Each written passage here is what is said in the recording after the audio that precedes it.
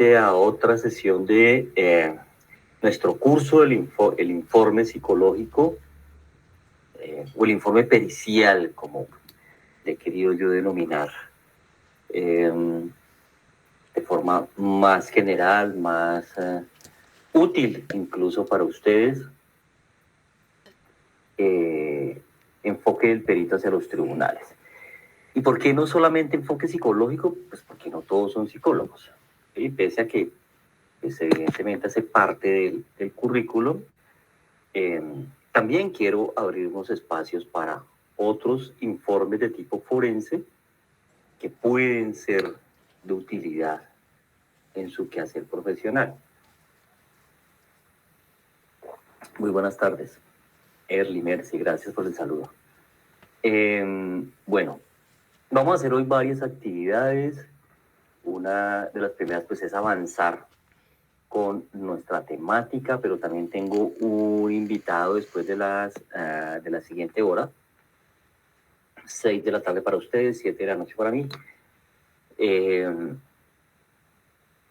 es muy especial porque primero fue estudiante mío cuando yo estaba trabajando en gobierno con el servicio de inteligencia aquí en Colombia. Entonces lo conozco desde hace muchísimo tiempo, estoy hablando de cerca de 20 años. ¿Desde cuándo era eso? Un muchacho que entró a una escuela de academia a formarse como detective, que hizo ahí un curso de formación que tarda un año, intensivo, internos, que lo superó con honores, fue un estudiante destacado, que después empezó a incursionar en varias áreas de la investigación criminal, de las ciencias forenses, de la inteligencia, que se retiró de la institución hace más o menos, bueno, como desde el año 2012-2013, y se especializó en auditoría forense. Hoy día es uno de los auditores forenses más destacados que tenemos aquí en el país. Incluso ha tenido reconocimiento también en países como Costa Rica, en la Universidad de La Paz, que es la universidad que cuenta con auspicio de la ONU, trabajando en varios temas de compliance, de cumplimiento, de auditoría forense, de detección de fraude. Y con base en eso hace pericias e informes periciales. ¿Y por qué lo traigo a colación? Mire, actualmente estamos acá en Colombia dentro de los muchos líos que tenemos a nivel político, a nivel de liderazgo, a nivel de corrupción en la esfera política, que es una vergüenza continental.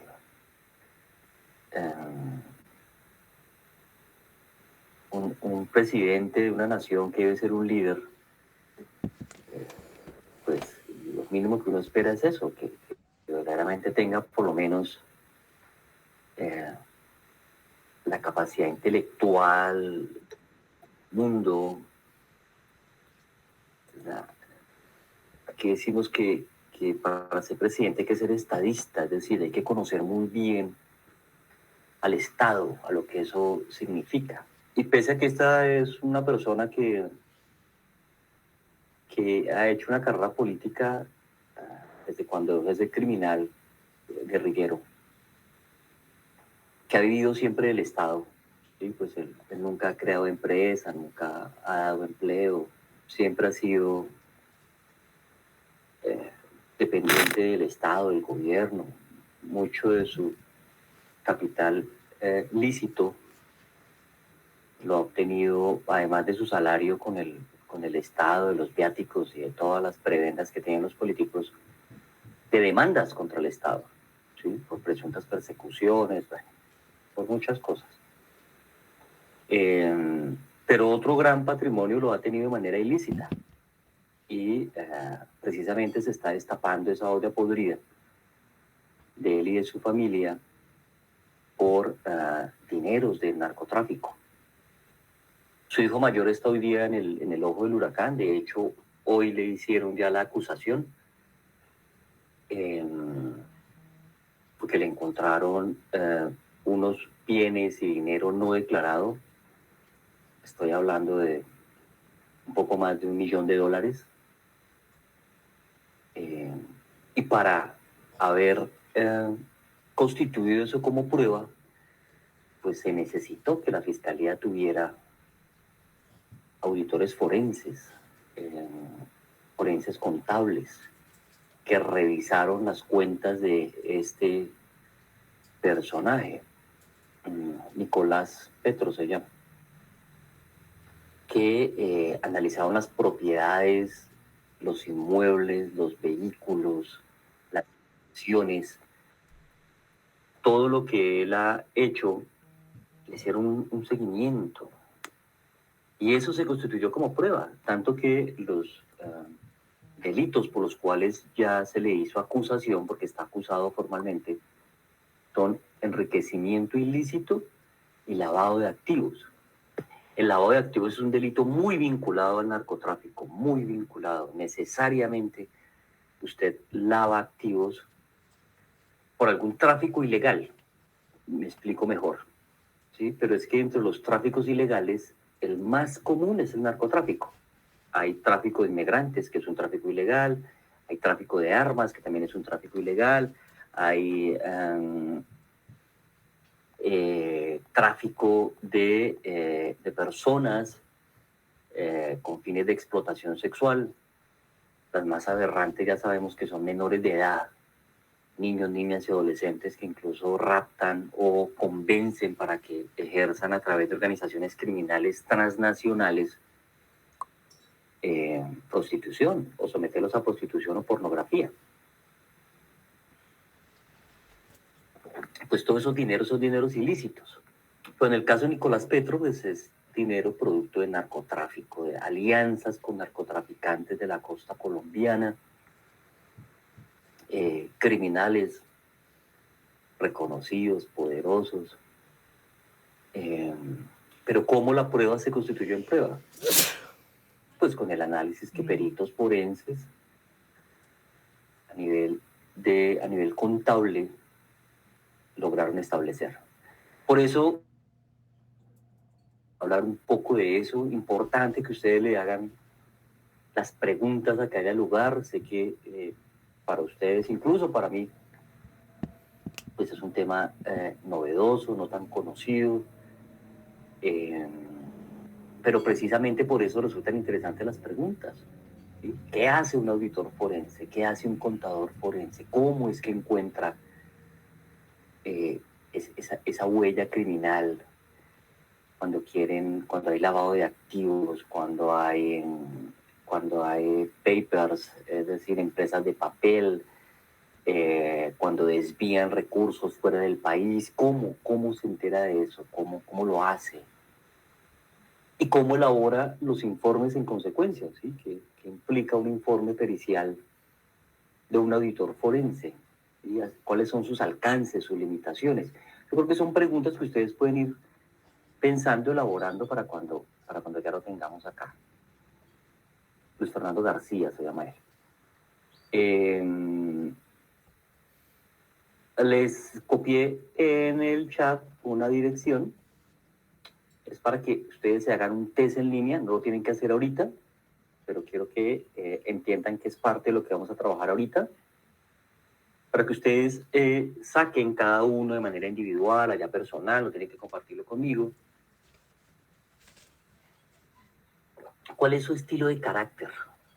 Sí, no de personalidad, de carácter, es decir, ese elemento que tenemos heredado, que nos viene genéticamente dado.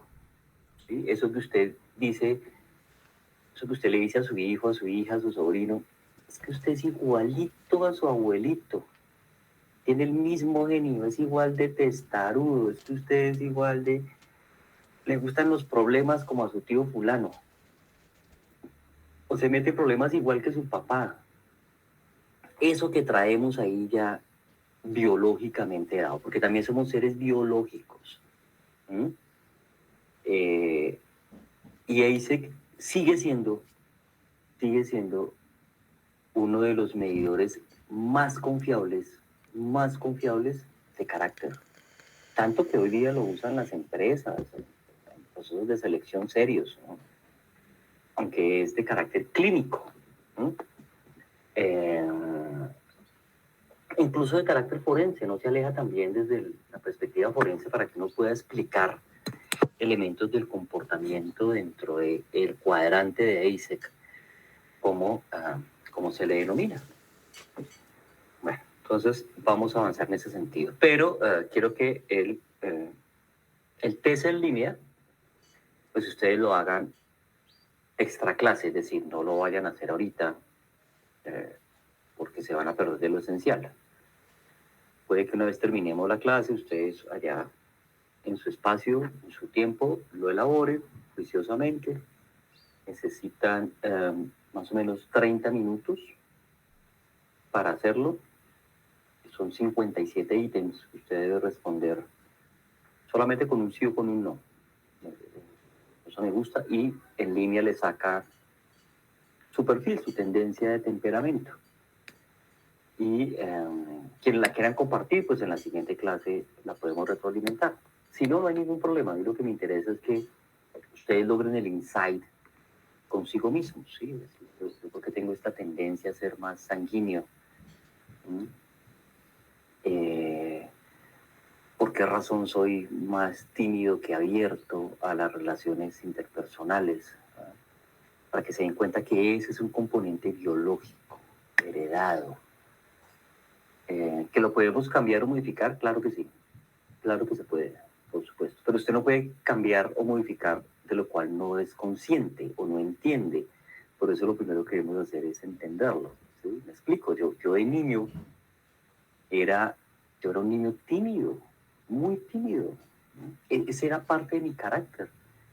No era socialmente dado a abrirme y a compartir. Haber cursado mi carrera profesional de pregrado y después mi experiencia profesional me ayudó a que yo decidiera abrirme un poco más. Haber entendido, por ejemplo, que parte de la dimensión humana es la inteligencia social y que la inteligencia social va también en relación con la inteligencia afectiva, la inteligencia emocional de la cual habla Goleman. Cuando yo entendí eso, empecé a abrirme mucho más. Cuando empecé a notar que tenía habilidades prosódicas, es decir, en mi discurso, en la manera en que yo podía transmitir vivencias, conocimientos, pues me ayudó mucho más a acercarme a los demás. Cuando aprendí acerca de la gestualidad, pues mucho más. La sonrisa como un gesto de empatía, por ejemplo, de conectar con neuronas espejo, y ahorita mucho más con neurociencias. O sea, en la medida en que uno conozca más, pues más se va uno a mejorar personalmente, profesionalmente. Lo digo desde la experiencia. Bueno, entonces vamos a clarificar la diferencia básica entre lo clínico y lo forense. Y bueno, hay varias diferencias, pero pues vamos a centrarnos en lo fundamental. El psicólogo clínico básicamente es un terapeuta. La psicología clínica, de hecho, es base de la psicología, ¿no?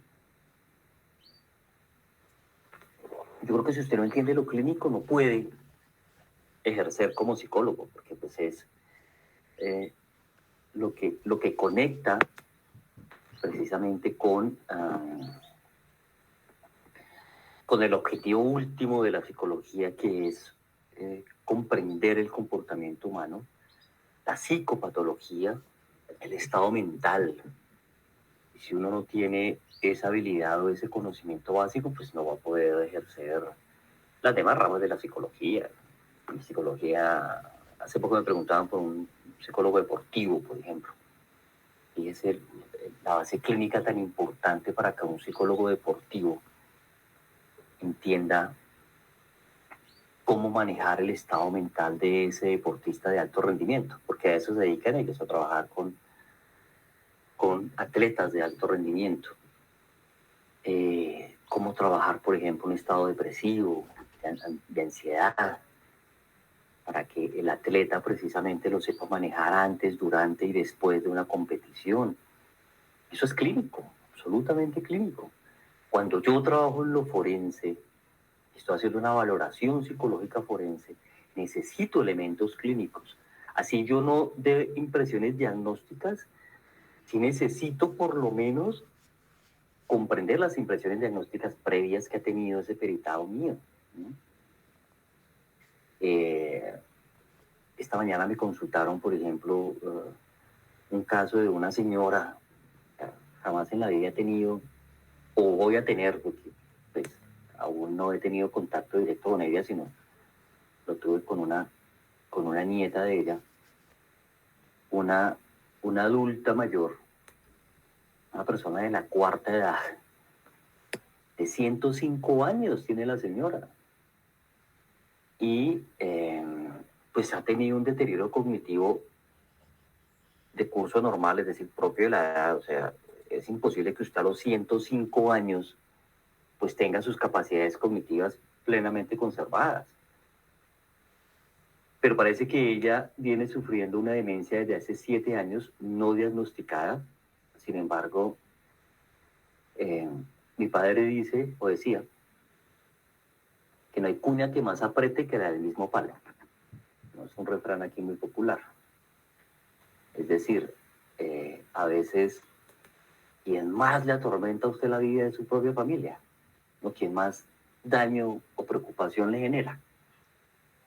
Y es precisamente una hija de ella que, aprovechándose de esa disminución cognitiva en su atención, su memoria, sus funciones ejecutivas, le hizo firmar unas escrituras de unos lotes de una tierra en un sitio aquí cercano a Bogotá, más o menos a 4 horas de Bogotá, que se llama Boyacá, que es muy próspero en cultivos de papa, en cultivos de legumbres, sobre todo en temas de cultivo. La tierra es muy agradecida.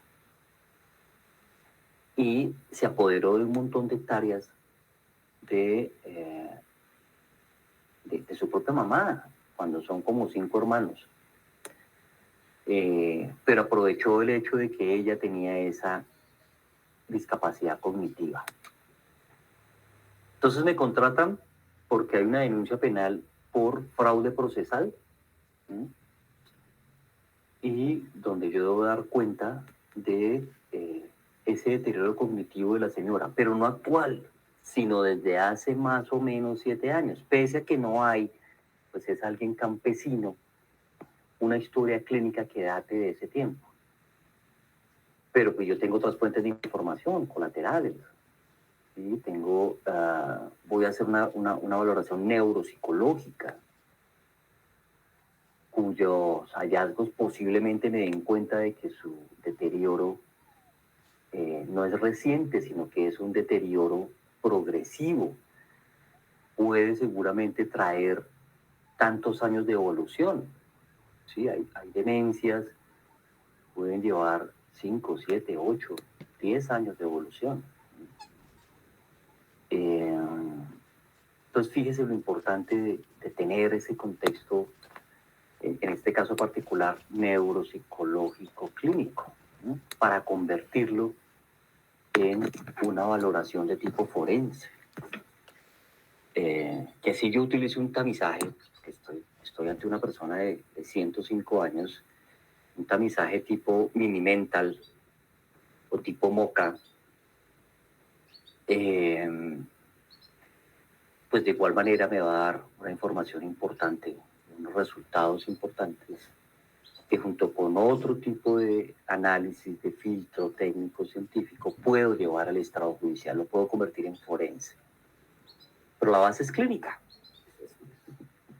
Ese es el mensaje. Por eso es fundamental tener el contexto clínico. Entonces, como nos lo muestra la diapositiva, tenemos un eje principal que en el contexto clínico va direccionado a hacer diagnóstico, a hacer tratamiento, a manejar ajustes en la personalidad, en especial de la personalidad que es maleable, modificable. Hay personalidades que no son modificables. Muchas de esas van a estar sujetas a la edad. ¿Sí? Hay mucha más dificultad para que usted cambie su personalidad después de los 30 o 35 años. Eso con base en el estudio longitudinal más completo que se ha hecho sobre la personalidad, que es el estudio longitudinal de Baltimore, del doctor Paul Costa. Ahorita les muestro la referencia para quienes la quieran consultar, que concluye eso, que más o menos desde los 30 a 35 años ya la personalidad se estabiliza. Y así como nuestro cerebro alcanza estructuralmente su máximo desarrollo hacia los 23, 24 años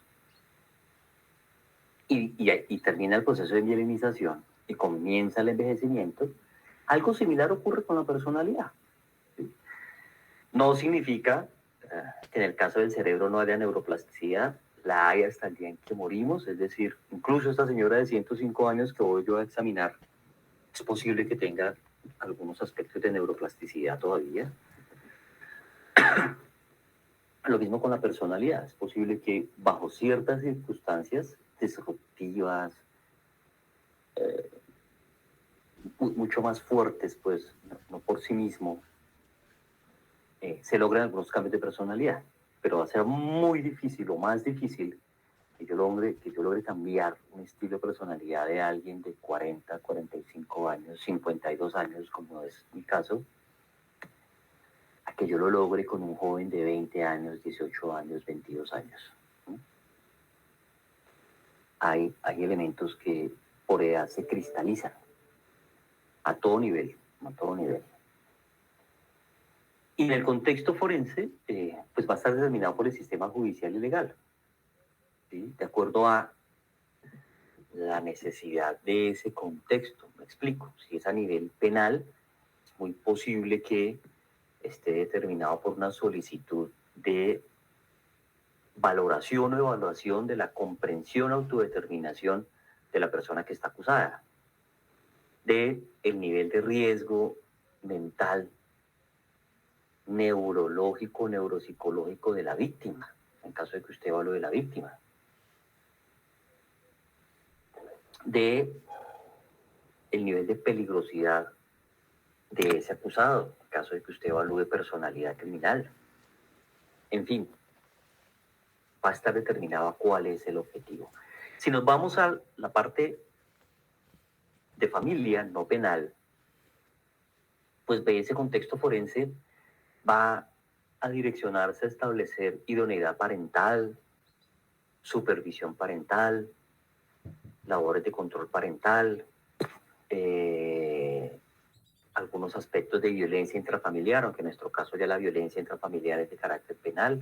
Puede que comience con un proceso de familia, con una denuncia ante un juzgado de familia, pero por la gravedad que implica ya la violencia intrafamiliar en el caso Colombia, se remite al contexto penal, es decir, se vuelve un delito de tipo penal.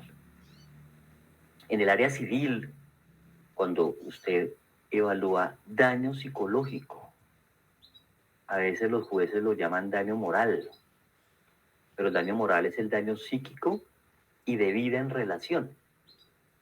Y eso podemos medirlo los psicólogos forenses, ¿sí? Los peritos. Podemos dar cuenta en relación con esa situación que le ocurrió a esa persona, un accidente, una agresión sexual, la pérdida de uno de sus miembros superiores, inferiores, un despido injusto de su sitio de trabajo, en especial donde llevaba 20 años, 15 años, mayor parte de su vida trabajando, que fue despedido justamente, pero es que además del despido tenía unos antecedentes de acoso laboral, de moving, como muy bien lo explican los ingleses y los españoles,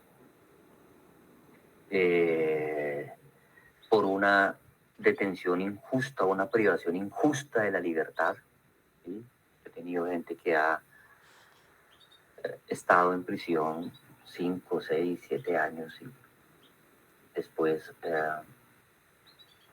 resulta que eran inocentes por una prueba sobreviviente que llegó y se logró establecer quién era o quién fue el verdadero responsable.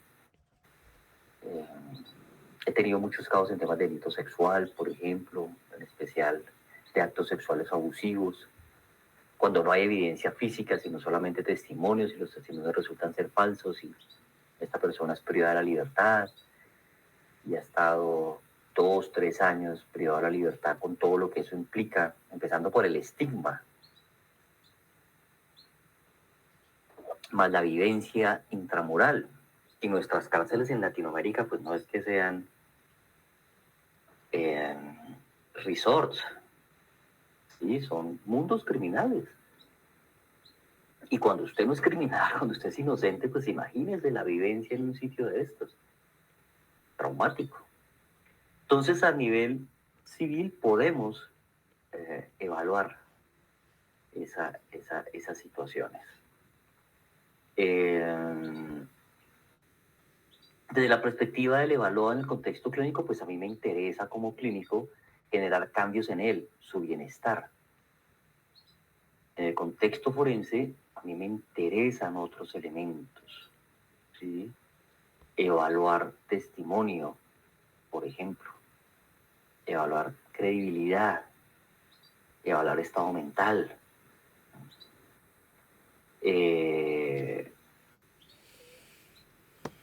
En la relación y dinámica, pues el contexto clínico va a estar direccionado al tratamiento, a que supere la sintomatología o que pueda de alguna manera convivir de manera funcional con el trastorno que pueda tener. En el contexto forense no, en el contexto forense a mí me interesa explicar cómo esa sintomatología o ese trastorno facilitó o impidió que cometiera la acción antijurídica o facilitó o impidió que fuera victimizado o no victimizada. Fíjense cómo la perspectiva es diferente. Y algo absolutamente fundamental, que yo creo que en todos nuestros contextos es similar, y es que el psicólogo clínico está obligado a mantener la reserva de lo que conoce, es decir, lo protege la confidencialidad. Terapeuta paciente o psicólogo con su evaluado. A mí como psicólogo forense no. Yo sí estoy obligado, por decirlo de alguna forma, a revelar todo aquello que de lo cual conozco, de lo cual de lo que recabo, mis hallazgos, los tengo que exponer en audiencia pública, los tengo que exponer ante un juez. Yo no tengo esa limitante.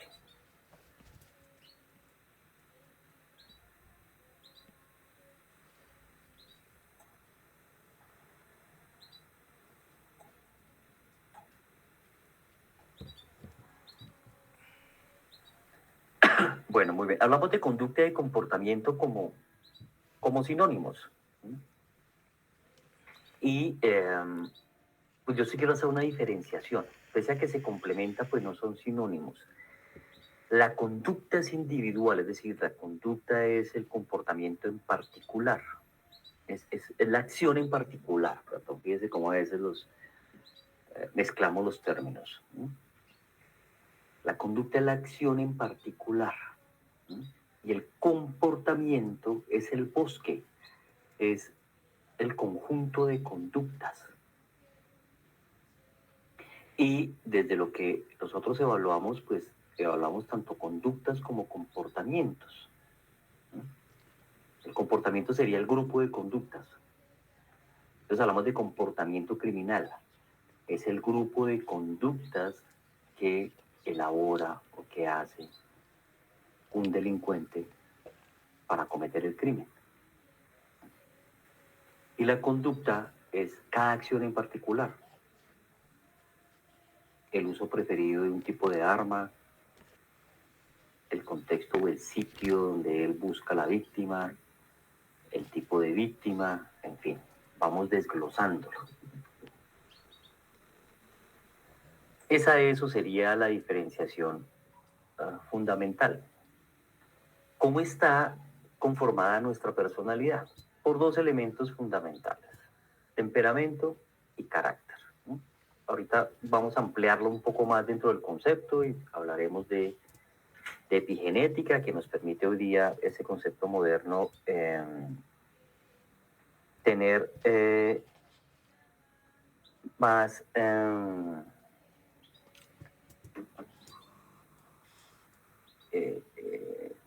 capacidad de maniobra para explicar.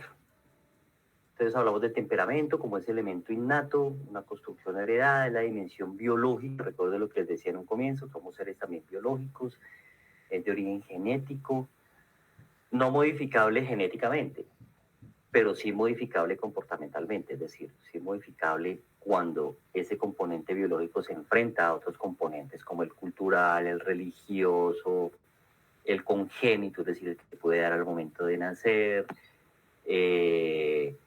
el de las experiencias anteriores, el de traumatismos incluso que puedan ocurrirlos en su vida. Está científicamente probado, por ejemplo, que un traumatismo craneoencefálico puede generar cambios en su comportamiento, tanto en su carácter como en su personalidad. En especial si ese traumatismo le comprometió los lóbulos frontales, ¿sí? La corteza prefrontal en especial, que tiene que ver con nuestras funciones ejecutivas, con nuestra capacidad de decisión, con la moral. Algunos autores osados, neurólogos, se han atrevido incluso a concluir que la personalidad está aquí, en la corteza prefrontal. ¿Sí? En esas tres subcortezas que la conforman. Yo todavía tengo mis reservas al respecto. Yo creo que la personalidad es sistémica, es decir, es producto de todo el funcionamiento del cerebro, no solamente está focalizada en una sola área. Sí, es igual que el lenguaje, pese a que podamos diferenciar las funciones de la área de Broca, del área de Wernicke, de la circunvolución, pues el lenguaje también tiene una connotación emocional. La prosodia, por ejemplo, es emocional, la forma en que yo digo lo que digo, el tono que pongo cuando yo hablo. Eso no me lo da ni el área de Wernicke o de Wernicke, porque es alemán, ni el área de Broca, sino que me lo da el sistema límbico. Ese es encargado, es ese cerebro emocional que también ayuda dentro de ese proceso. Igual con la personalidad. Entonces, para mí la personalidad está en todo esto, incluso hasta en el tallo cerebral, en todo está implicada la personalidad. El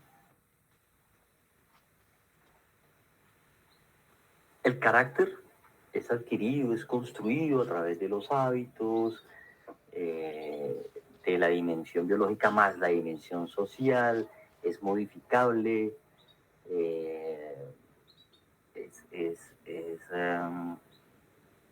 matizada de muchos otros elementos culturales, religiosos o vivencias anteriores, pautas de crianza, en fin, hay varios aspectos.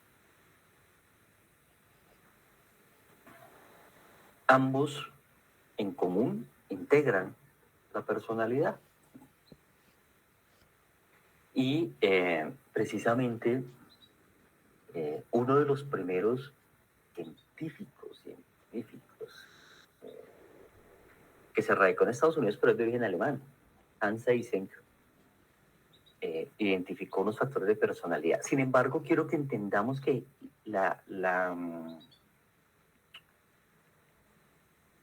el plus de Eysenck no es definir 4 aspectos de personalidad, es más del carácter.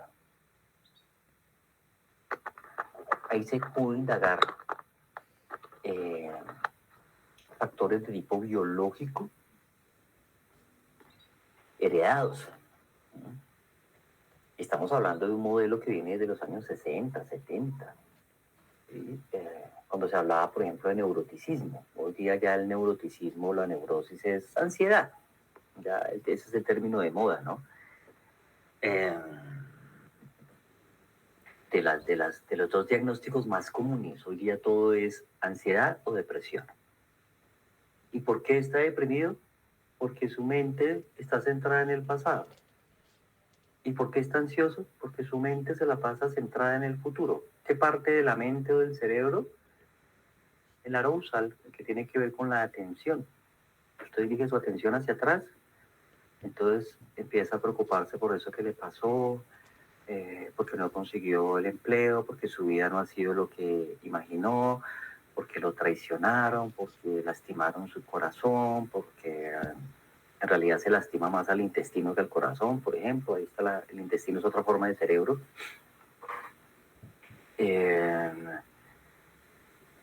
Y cuando siente ansiedad, entonces es porque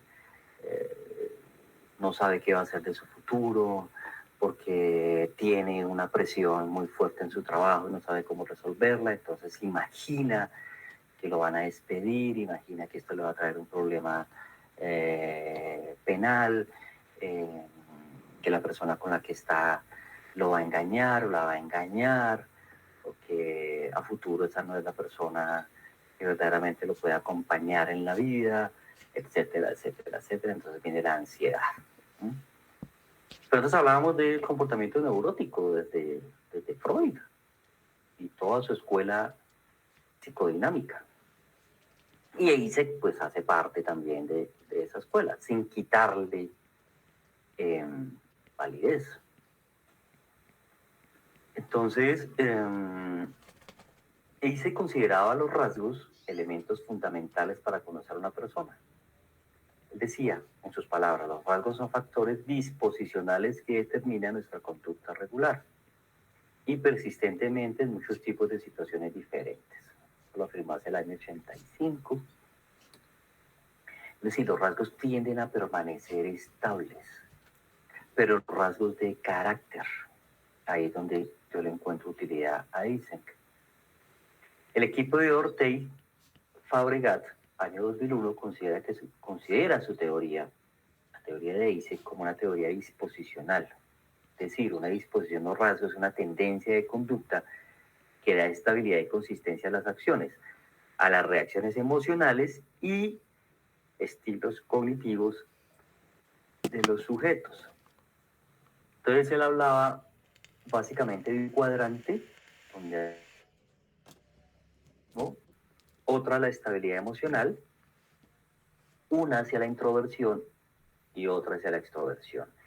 Y que había una línea transversal en ese cuadrante que iba desde la empatía y el control de los impulsos, el control inhibitorio, hasta el psicoticismo. Psicoticismo entendido como el descontrol, la desconexión de la realidad. A eso nos referimos con comportamiento psicótico. Y a nivel emocional, fíjense que es lo que me gusta de Eysenck. No solamente tomaba aspectos de tipo cognitivo, sino emocionales, pues tenía en cuenta las emociones básicas. Aquí están las emociones básicas en este gráfico que me parece súper interesante. Sí, primero porque en el centro están esas 6 emociones básicas: ira, asco, tristeza, felicidad, sorpresa, miedo, que son universales. Recordemos que incluso no son aprendidas, incluso los niños nacidos invidentes que nunca han visto en el rostro de mamá o papá una reacción gestual de miedo. Cuando sienten miedo, expresan esa reacción gestual tal como cualquiera de nosotros. Cuando están tristes, gestualmente, automáticamente su cerebro, sin haber visto jamás una expresión de tristeza, muestra la tristeza en esos niños invidentes. ¿Qué significa eso? Que viene biológicamente dado. Las emociones son biológicamente dadas, independientemente a la cultura, independientemente a la región. Es decir, en África, en China, en Medio Oriente, las expresiones de tristeza son exactamente iguales a las nuestras. Allá cuando la gente está triste no sonríe. Lo mismo que nos ocurre acá.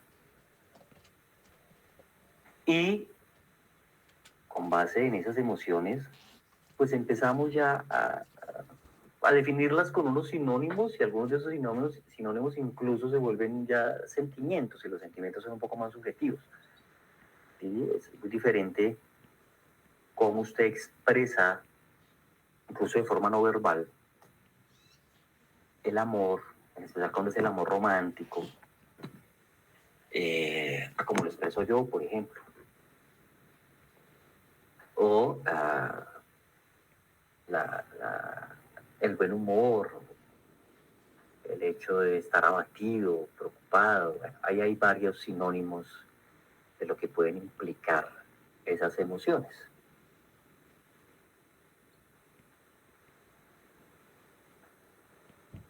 Entonces, con base en el trabajo de Isaac, él saca básicamente en ese cuadrante, caracteres. Uno llamado sanguíneo, otro colérico, uno melancólico y uno flemático. Y ahí están sus características. El sanguíneo es alguien que tiende a ser expresivo, atento, hablador, entusiasta, compasivo. Incluso muestra algunas debilidades del perfil. ¿Sí? Son sujetos que pueden ser también algo inestables, indisciplinados, por eso mismo improductivos, egocéntricos. El colérico, que tiende a ser voluntarioso, independiente, práctico, productivo, líder, pero que también puede tender a ser cruel, sarcástico, dominante, bastante autosuficiente y por eso poco empático. El melancólico, que tiende a ser autodisciplinado, analítico, pero también puede ser variable, insociable. El flemático, que es alguien que tiende a ser tranquilo, práctico, eficaz, pero también puede ser desmotivado, mezquino, indeciso, ansioso. Hay unas características relacionadas con ese tipo de carácter.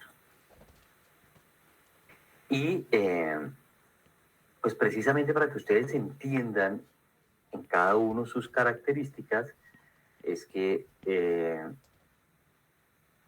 yo les copié el link. Aquí se los vuelvo a copiar, lo estoy enviando otra vez al chat para que ustedes lo copien, lo peguen allá en su computador, lo tengan ahí en stand-by, y cuando tengan un tiempito para ustedes mismos, háganlo y me cuentan, de acuerdo a ese cuadrante, qué fue lo que más se resaltó. ¿Sí? Es posible que tengan elementos similares de los tipos de temperamento, pero siempre habrá uno que escoge sobre los demás. En ese es el que yo me debo centrar.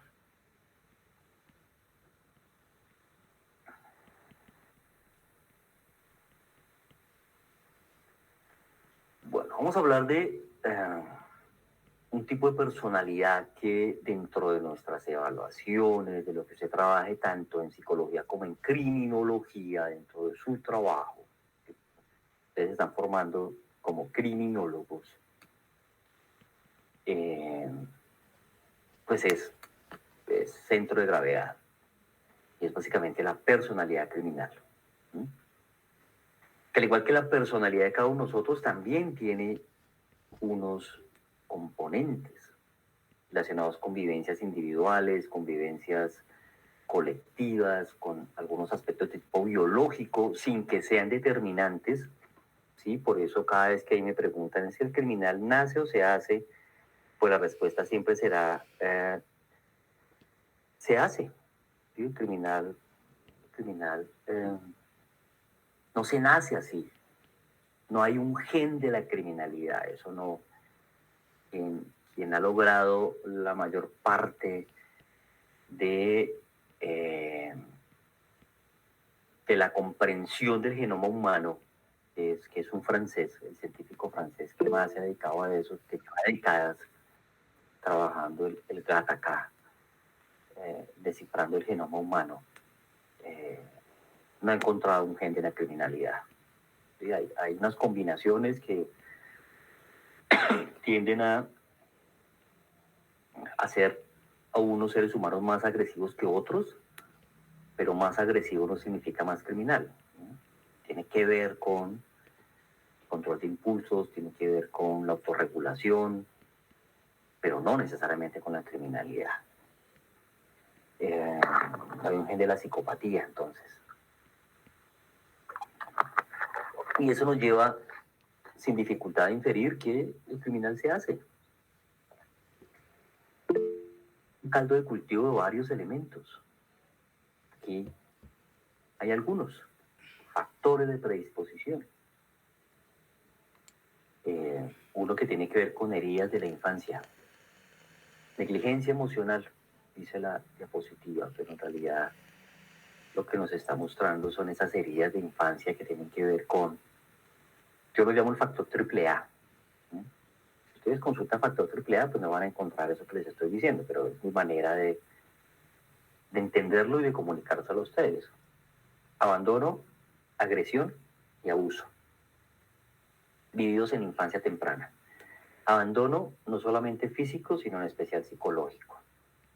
Eso genera trauma, eso genera herida. Herida es sinónimo de trauma. Agresión, tanto física como psicológica. ¿Cómo agrego yo psicológicamente? A través de las palabras, de las actitudes. De ese abandono, esa negligencia emocional es otra forma de agresión también. Y el abuso. Y no solamente el abuso emocional, sino y en especial el peor de los abusos que se pueda sufrir en la infancia temprana, y es el abuso sexual. O sea, hasta la saciedad. Nosotros debemos comprender y defender que precisamente un acto de abuso sexual cometido contra un menor de edad es en sí mismo criminal, traumático. Muy fuerte. Es un marcador somático, en palabras de Antonio Damasio, que si no se elabora, lo va a acompañar el resto de su vida en muchos de sus comportamientos. Y no necesariamente comportamiento criminal. Por eso también está rebatido el hecho de que las víctimas de agresión sexual potencialmente puedan convertirse en agresores sexuales. Eso no es cierto. Pese a que sí es cierto que muchos agresores sexuales o un porcentaje de agresores sexuales sufrieron agresión sexual en su infancia. Muchos otros no, pero sí sufrieron tergiversación en la sexualidad a una edad en la cual ellos o su cerebro no estaba lo suficientemente desarrollado para asumir situaciones de tipo sexual libidinoso y que le generaron tal recompensa cerebral, tal chorro de dopamina, para que lo entiendan mejor, que dañó su circuito de recompensa, dañó su circuito dopaminérgico. ¿Sí? Lo mismo que con las adicciones, es muy difícil, por ejemplo, que usted trabaje con un adulto para rehabilitación, adicción a sustancias alucinógenas, con un adulto que comenzó su adicción a los 13 años o los 14 años, a que usted trabaje con un adulto cuya adicción apenas data de hace 2 o 3 años. Es mucho más fácil generar cambios neuropsicológicos, cognitivos, comportamentales, en el adulto que lleva adicto 2 o 3 años al adulto que lleva adicto 20 años. Precisamente por eso. Violencia física sexual, bueno, hace parte de esas heridas de infancia. Alteraciones neurológicas, varias de esas que tienen que ver precisamente con dificultades a nivel del sistema límbico, de la amígdala, de las neuronas en espejo o la empatía. Por ejemplo, en niños autistas que tienen dificultad para conectarse con las emociones de los demás, por eso a veces actúan de forma agresiva, poco empática, sin decir que sea criminal. Creo que les comentaba en la clase anterior que aquí dentro de las noticias absurdas que a veces nos traen los medios de comunicación y lo que ocurre en este nefasto gobierno que tenemos, hace más o menos un mes, un hermano del presidente dijo que él y su hermana cuando eran niños, hace muchísimos años, o sea, hace más o menos 40 años, los habían diagnosticado como Asperger. Y pues hace 40 años no había diagnósticos de Asperger. Las neurociencias en ese sentido tienen su desarrollo hace más o menos 20 años. Antes no se hablaba de diagnósticos de Asperger, ni diagnósticos de TDAH, ni diagnósticos de autismo, nada. Pero pues él torpemente afirmó eso. Y segundo, pues si fuera Asperger, los Asperger son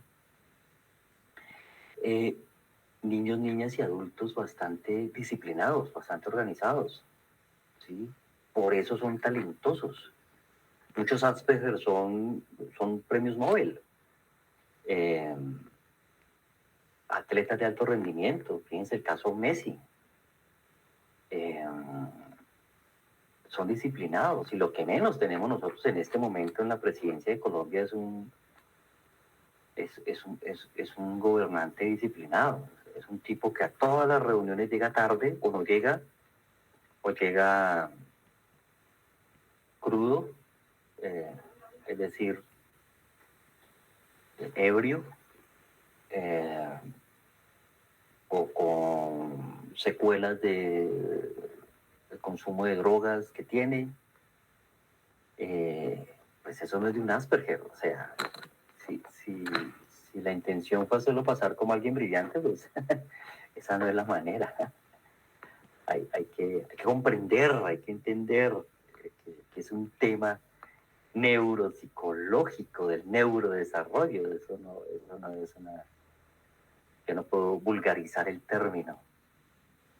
Los traumatismos craneoencefálicos, ¿sí? En especial, como les decía anteriormente, a nivel de lóbulos frontales o daños en el sistema límbico, trastornos genéticos y sin lugar a dudas un ambiente violento, una subcultura criminal facilita que ese comportamiento aflore, que se retroalimente, que se refuerce. Y hablamos precisamente del concepto de epigenética, y es como eso que viene biológicamente dado es moldeable con el ambiente, con el medio. Eso hace que usted forme su personalidad, su comportamiento, sus conductas, su forma de ser.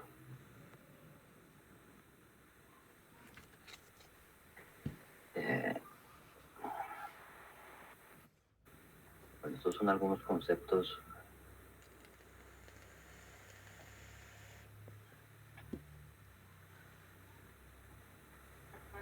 Hablamos de personalidad y esta es, yo creo que la definición de personalidad que más me gusta,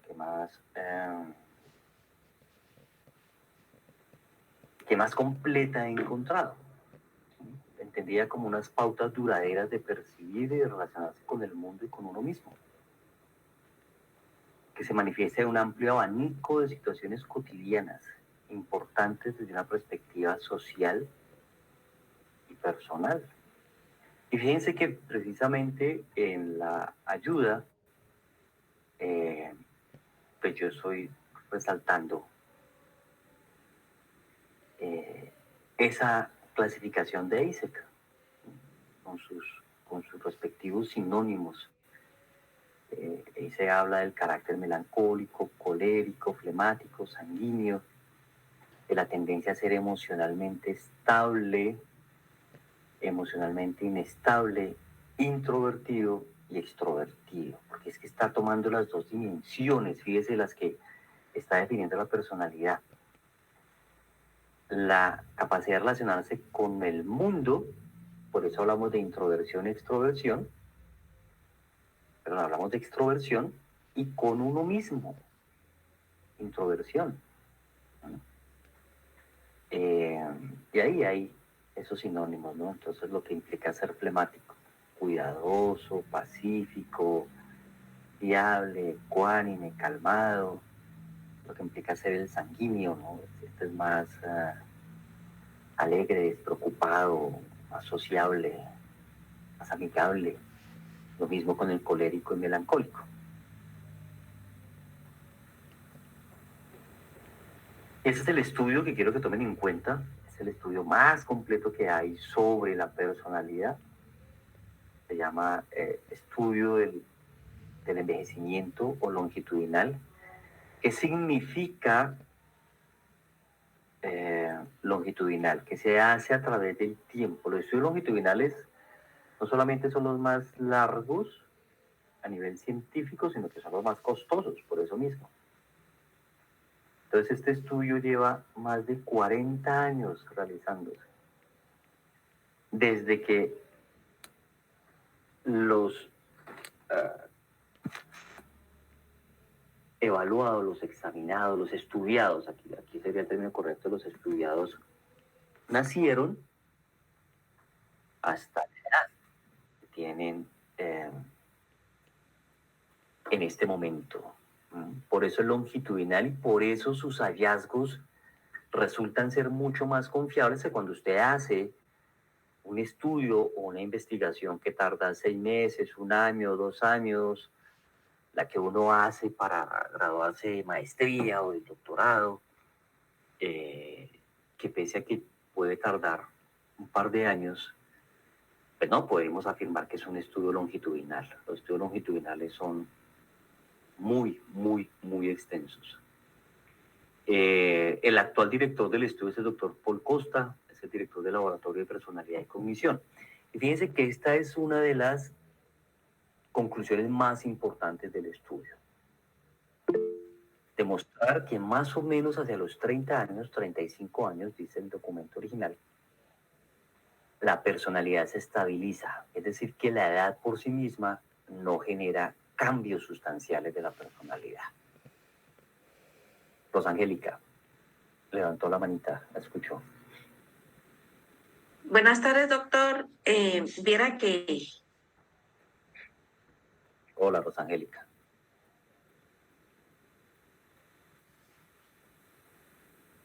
La escucho.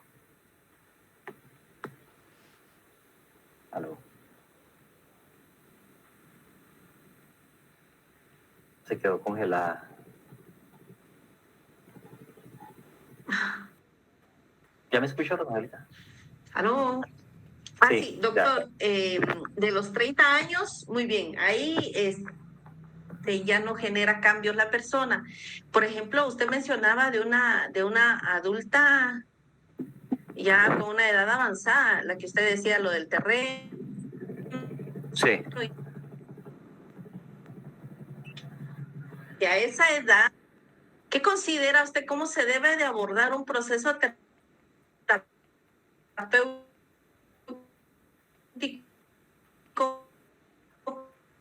para lograr la estabilidad precisamente de sus emociones, ¿verdad? De desesperanza, como hemos entendido, ¿verdad? Bueno, Rosangélica. Entonces, ¿de qué recuperar esas emociones que están fracturadas? Que pues, ¿sí, doctor? Sí, sí le entendí. Entrecortado, pero le entendí lo fundamental de lo que me está preguntando. Mire. Perdone, doctor, creo que tengo mala la conexión. En conclusión, las emociones para una etapa de desesperanza, ¿cómo se podría recuperar de nuevo y debido a que se está somatizando, ¿verdad, doctor? Rosangélica, va a depender del caso en particular, ¿sí? Porque a veces las emociones pueden hacer parte de algo más complejo de lo que llamamos trastorno o síndrome, ¿sí? El síndrome entendido como incluso enfermedad. Pero hablemos de trastorno. Por eso hay trastornos emocionales. La depresión es un trastorno emocional, la ansiedad es un trastorno emocional, la bipolaridad o lo que antiguamente se decía maníaco depresivo es un trastorno de las emociones, el trastorno limítrofe o borderline, hoy día que también se le llama trastorno de la emocionalidad inestable, es un trastorno de las emociones. Entonces, depende. Ah, ya llegó el doctor Luis Fernando. Depende de qué impresión diagnóstica se tenga. Y de acuerdo a eso, pues también va a depender qué trabajo se haga con esa persona para, yo no diría tanto recuperar, porque las emociones las tiene, sino para hacer funcional la emocionalidad, ¿sí? Yo creo que en alguna ocasión les hablaba que, por ejemplo, la ansiedad es un mecanismo de defensa en los seres humanos, es decir, es imposible que no sintamos ansiedad y que no la llevemos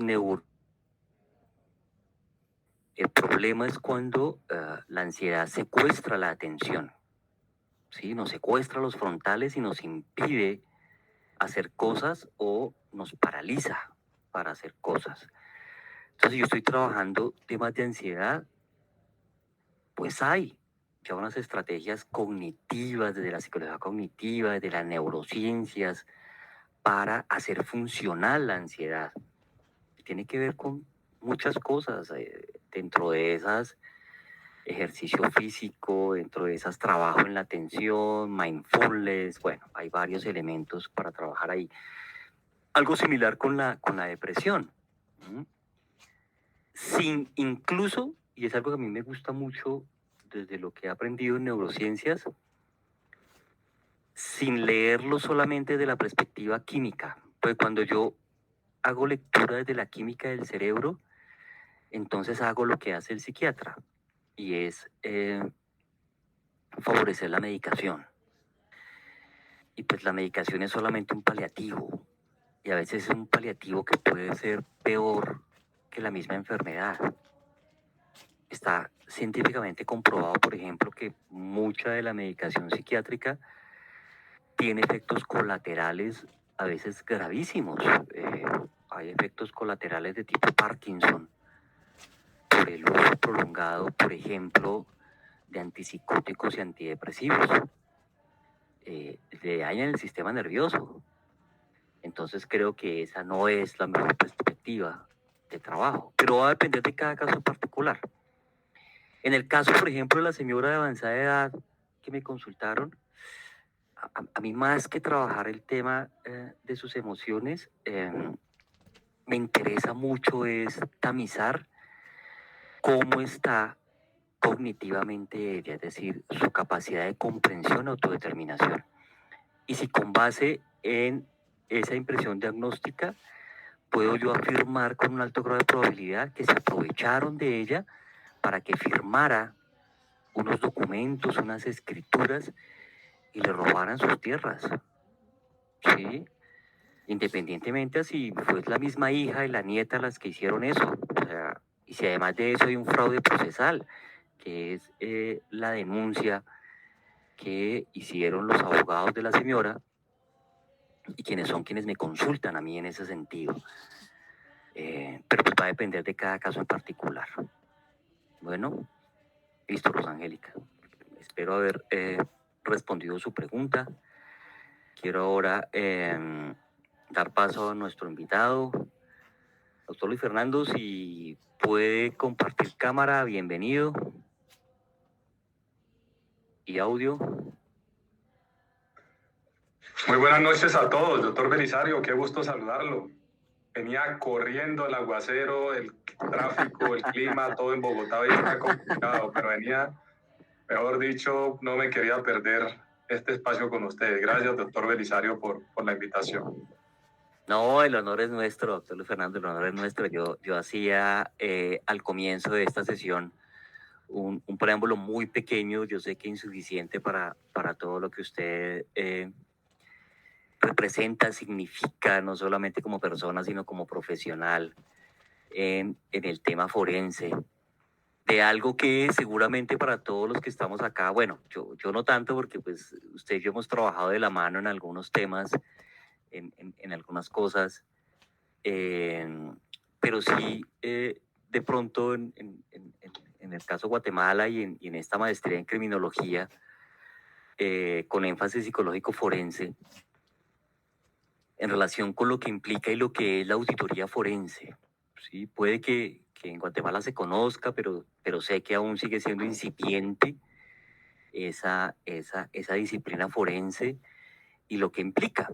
Precisamente les hablaba de estas situaciones que estamos viviendo en el día a día, pues con este gobierno que para mal o para bien pues fue elegido en democracia, pero pues que de igual manera y a través de esas noticias escandalosas del día a día, que rebotan me sorprende, por ejemplo, cómo en Panamá están tan atentos a lo que ocurre acá, cómo en Panamá les resulta increíble que un mandatario en una sesión de la ONU pues haya dicho lo que dijo, en fin. Pero independientemente a eso, pues es en este momento el escándalo por parte de su hijo mayor, ¿no? A quien ya tiene una imputación formal, una acusación formal. Por eso esta mañana le compartí el escrito de acusación que ya es casi que de conocimiento público por dos delitos que acá son graves, son delicados: enriquecimiento ilícito y lavado de activos. ¿Ah? Pero antes de entrar con una casuística en especial, doctor Luis Fernando, pues quisiera que inicialmente nos explique, nos ilustre sobre qué es la auditoría forense, qué hace un auditor forense. Bueno, un cordial saludo a todos. Mi nombre es Luis Fernando García Caicedo, contador público de profesión, pero con estudios en investigación y auditoría forense. Doctor Belisario, la auditoría forense, de hecho, tiene mucho que ver con la psicología forense y la perfilación criminal. Antes de abordar ese tema, y con base en algunos estudios de los cuales fuimos, y yo le llamo a eso como los lienzos en la construcción de un estudio que se hizo sobre la perfilación criminal y la psicopatía, sobre todo en el caso de la experiencia en delitos de corrupción asociados por ejemplo, al peculado, al lavado de activos, y sobre todo esos delitos que impactan la comunidad directamente y que tienen que ver con ese daño colateral que le corresponde a cada ciudadano de nuestros países, llámese Centroamérica, llámese Suramérica, de hecho algunos países europeos, y que tiene que ver con ese producto PIB per cápita, pero también con ese daño per cápita que recibimos cada uno producto de la corrupción. Entonces, eso como preámbulo. El auditor forense o la auditoría forense se centra en la investigación de delitos económicos enmarcados en cada una de las legislaciones que tenemos, digamos, en nuestros países. Entendiéndose como un delito económico aquel que impacta la economía directamente, llámese lavado de activos, llámese enriquecimiento ilícito, llámese tipos de fraude que comprometan recursos económicos y que sean cuantificables. ¿Quién es el llamado a hacer esa investigación integral? El auditor o contador forense. Partiendo de que hay dos perspectivas, una es del contador público y otra es del auditor forense. Entonces, si somos contadores públicos, por ejemplo, y sabemos que un contador público es aquel profesional que en los países se desempeña como el encargado de elaborar contabilidad para efectos de tributación, pero también para efectos empresariales, y el control de los recursos para la toma de decisiones empresariales o corporativas. Mientras que el auditor puede ser cualquier profesional, doctor Belisario, y muchachos, pues me refiero a ustedes alumnos, el auditor forense es cualquier profesional. De hecho, dentro de la auditoría forense hay profesionales de la psicología que se profesionalizan o se especializan en auditoría forense, porque algunos se dedican a la investigación de cómo funcionan los delitos económicos y financieros. Entonces, mire que es una arista muy interesante de la investigación forense que perfila o investiga todo lo que tiene que ver con el marco del rastreo de flujos de efectivos, del flujo económico, del flujo patrimoniales y de todo lo que suene a economía. Eso es básicamente, doctor, un profesional que se dedica a la investigación de auditoría forense. Listo, mi doctor Luis Fernando, muy bien. Y fíjese que usted ha dicho algo muy importante y que a todos nos concierne, es decir, trabajamos con conductas y comportamientos.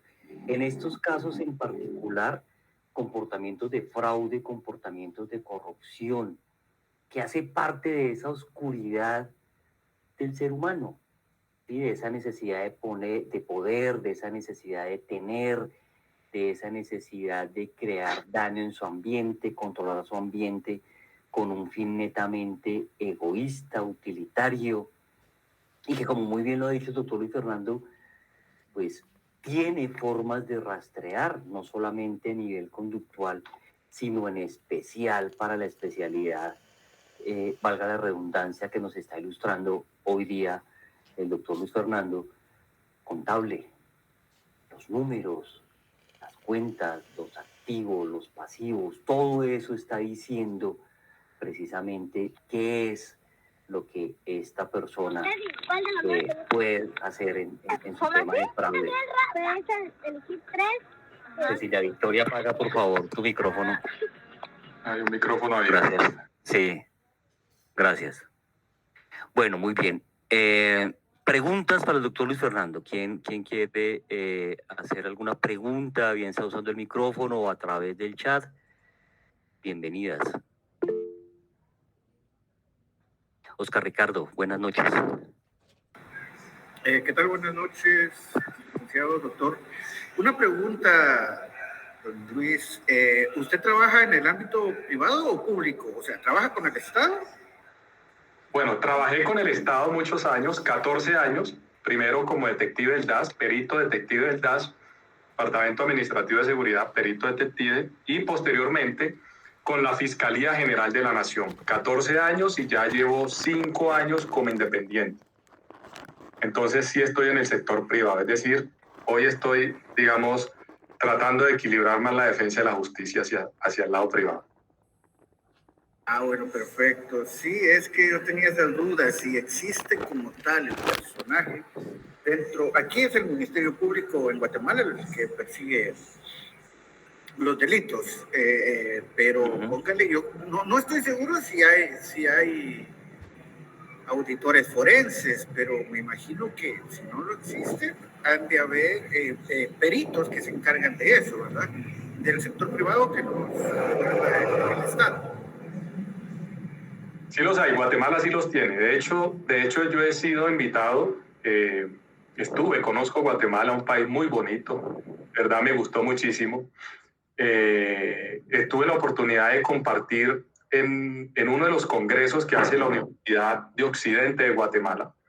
Ellos hacen un congreso de criminalística y yo les puedo decir, creo que pudo haber sido en el 2018, 2019, no recuerdo el año exacto, donde precisamente hablamos sobre la auditoría forense en ese congreso, en coordinación con el doctor Luis Edmundo Suárez, que fue director de la UIAF, la Unidad de Inteligencia Financiera de Colombia, precisamente para poder llevar a Guatemala esas experiencias que teníamos o que tiene Colombia, digamos que yo no sé si es hoy en día una desventaja o una ventaja para nosotros mencionarlo, pero también gracias a los problemas que todos conocen de Colombia, Colombia ha podido desarrollar unos estándares forenses bastante altos que hoy son marca registrada y que hoy Colombia exporta a través de sus docentes a diferentes países, entre esos Guatemala.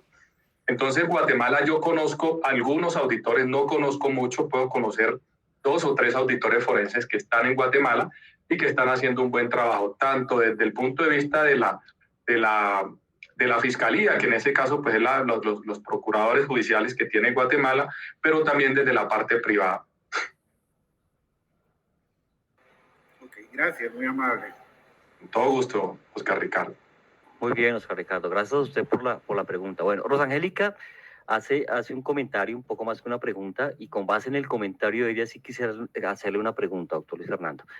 Dice Guatemala está en crisis, doctor, en el aspecto económico. Creo que en el mismo hay mal uso de nuestros recursos. Digamos que no solamente es un tema que ocurre en Guatemala, yo creo que continentalmente es algo que está ocurriendo. Incluso si hablamos de países del primer mundo, Estados Unidos también está llevando un tema a nivel económico, a nivel incluso también de corrupción en algunas áreas, complejo, de la forma como se está manejando los recursos del Estado, que precisamente lo que la gente no entiende es que cuando uno habla de recursos, los recursos son agotables. ¿Sí? El recurso no es algo que esté eternamente. Si usted habla de los recursos naturales, precisamente es porque en algún momento, si usted no les da buen uso, van a acabarse, van a terminarse. Lo mismo ocurre con los recursos financieros, económicos, en fin. Pero la pregunta es básicamente, Luis Fernando, en todo lo que usted conoce a nivel Latinoamérica, especialmente, ¿hay por países o por regiones algún modus operandi particular? Me explico. Por ejemplo, caso Colombia, empecemos por casa. Nosotros tenemos unas formas específicas, endémicas de corrupción, a diferencia de como las tenga México, Costa Rica, Venezuela, o hay más similitudes que diferencias. Bueno, desde el punto de vista de la experiencia, yo creo que parte de digamos, del común denominador que se puede presentar en las conductas de nuestros países, parte de la misma legislación y cómo la legislación los tipifica. Por ejemplo, Panamá, y ya les hablo de Colombia, por ejemplo, Panamá tipifica el delito de enriquecimiento y lavado de activos, por ejemplo, en base a algunos, digamos, estándares en salarios mínimos. Entonces, Colombia, por ejemplo, no tiene esa posibilidad. Colombia, una de las, digamos, de las tipologías de corrupción, por ejemplo, es el peculado, a través del peculado, y el peculado por apropiación o por destinación oficial diferente, o un peculado por uso, dependiendo de cómo yo como servidor público, es decir, quien tiene la potestad de administrar un recurso o de responder por sea un privado. Recordemos que la administración pública de los recursos se pueden ejecutar a través de privados también, que es como se extiende la administración pública, partiendo del fenómeno de la ineficacia del mismo gobierno. Entonces delega la administración de unos recursos a unos privados, y ahí es donde nacen, por ejemplo, las concesiones, nacen las uniones temporales, y hoy tenemos una figura muy interesante que son las asociaciones público-privadas, que es cómo se vincula el capital privado a la administración pública. Entonces miren que todos son factores de riesgo, de hecho no más complejos que otros. Miremos Odebrecht. Odebrecht, ¿en qué país no impactó Odebrecht? Si yo menciono aquí Odebrecht, ustedes es decir, de una vez al inconsciente, al subconsciente, ¿a dónde se van? ¿Con qué asocian la palabra Odebrecht? Carreteras y corrupción. Con corrupción. Entonces, ¿cuál fue la tipología o cuál fue el modelaje o cuál fue el modelo de corrupción que se extendió por toda la región? Póngale, se conoció en Perú, Panamá, Costa Rica. De hecho, hay un presidente en problema en Costa Rica, en el mismo Guatemala, en Estados Unidos, donde ellos movieron dinero, en España, donde se centraba parte de los pagos de las coimas y todas las modalidades. Entonces, mire cuál fue esa modalidad a través de las asociaciones público-privadas. Y una asociación pública-privada, ¿qué es? Yo invierto un capital privado y después a través de una concesión en 20 años, 30 años, recupero la inversión. Pero para poderme ganar ese contrato, pues yo tuve que haber pagado algunos intereses particulares. para gestionar, para hacer lobby, para poderme ganar el contrato. Entonces, mi doctor Belisario, todas esas son modalidades que son transversales en todos nuestros países. Es decir, ese común denominador se ve aquí en Colombia, se ve en Panamá, se ve en Costa Rica, se ve en Guatemala, se ve en El Salvador y de ahí para arriba. Entonces, ese es uno de los mayores, modalidades que tenemos. Ahora bien, el tema del enriquecimiento ilícito, que es convergente con el peculado, por ejemplo. No tiene sentido que yo pecule por apropiarme si no voy a enriquecer mi patrimonio y el patrimonio de un tercero. Entonces, yo puedo utilizar las modalidades de testaferrato, pero cuando utilizo una modalidad de testaferrato, automáticamente estoy utilizando un delito o un vehículo que se llama el lavado de activos. Entonces, mire cómo convergen todas estas conductas criminales que en nuestros países son gravísimas. Además de eso, porque impactan, a diferencia de otros delitos, impactan la economía directamente. Llámese a través de la inflación, de fenómenos inflacionarios. Vemos, por ejemplo, en nuestros países, y hablemos de sectores macro, micro, económicos, donde el lavado de activos impacta directamente nuestra vida. ¿Cómo? Ustedes pueden ver que nos construyen un centro comercial. Ustedes pueden ver, por ejemplo, que un barrio que era estrato 3 llega a ser estrato 5 en 1 o 2 años, pues porque creció. Podemos ver sectores ya micro, donde, por ejemplo, en nuestros municipios, en nuestras municipalidades, en nuestros departamentos, donde, por ejemplo, ya las casas que valían $200,000, pues ya hoy valen $500,000. Entonces, nos preguntamos, pero ¿quién tiene la capacidad de comprar una casa de $500,000 cuando hace 2 o 3 años estábamos hablando de que el promedio de compra era de $150,000 a $200,000, valiéndonos de la capacidad promedio de las personas? Le hablaba hace un rato de la capacidad per cápita, y es de verdad cómo nos impacta de forma per cápita esto. Y esto logra unos fenómenos muy interesantes, doctor Belisario y todos, y son los desplazamientos internos en la ciudad de producto de los delitos económicos, que pueden ser analizados desde la perspectiva de la psicología forense, que además de eso nos da unos instrumentos, porque Robert Hayes y el doctor Belisario ha hablado más o menos que el 2% de la población mundial sufre algún tipo de psicopatía, y es dentro de los criminales que están catalogados, no como criminales, digamos, como algunos estudios empíricos, sobre todo en España, han mencionado, y es que el criminal se va desarrollando de acuerdo también, y lo vamos perfilando de acuerdo a la edad. Entonces, un delincuente común puede estar entre los 15 años y los 20 años o 25 años, mientras que un delincuente especializado está por encima del promedio de los 50 años, 55 años. Entonces, todas esas perfilaciones, a pesar de que no somos psicólogos forenses, sí, todos los días los estamos enmarcando dentro de nuestras investigaciones, y podemos hacer algunos tipos de perfilación muy interesantes que desde el punto de vista de la psicología forense se puedan abordar. Sobre todo medianamente los narcisistas, algunos esquizoides, bueno, algunas personas que tienen unas personalidades bien interesantes. Muy bien, ¿alguna pregunta? Javier González Quintanilla. Mucho gusto, doctor. Mi pregunta es la siguiente. Usted, cuando se encontraba en el ámbito público, me imagino que era más difícil investigar a ciertas personas o ciertas denuncias que podían caer en sus manos. Y me imagino, le digo porque pasa en Guatemala, ¿va? Que uno llega hasta cierto punto donde uno puede llevar una investigación, pero ya sabe uno que tiene un tope, porque más que todo por las irregularidades debido a la corrupción que se encuentra por los altos mandos, ¿va? Entonces me imagino, quería preguntarle su experiencia, si se topó con algo así de ese estilo cuando estuvo en lo público, y si ahora le es más fácil desde lo privado realizar bien su labor o mejor su labor. Mire que es una pregunta bien interesante, porque cuando tú estás en lo público hay situaciones que se salen de tu control, indudablemente, y es que las investigaciones, los líderes de las investigaciones son fiscales. Y en algunos de nuestros países, pues el fiscal general, que es la cabeza de la fiscalía, ¿sí?, es quien delega fiscales. Entonces, ¿quién pone al fiscal? Pues el presidente, y el presidente es político. ¿Sí me van a entender? Entonces, siempre van a existir intereses. Sin embargo, pasa algo, Javier, y es lo siguiente.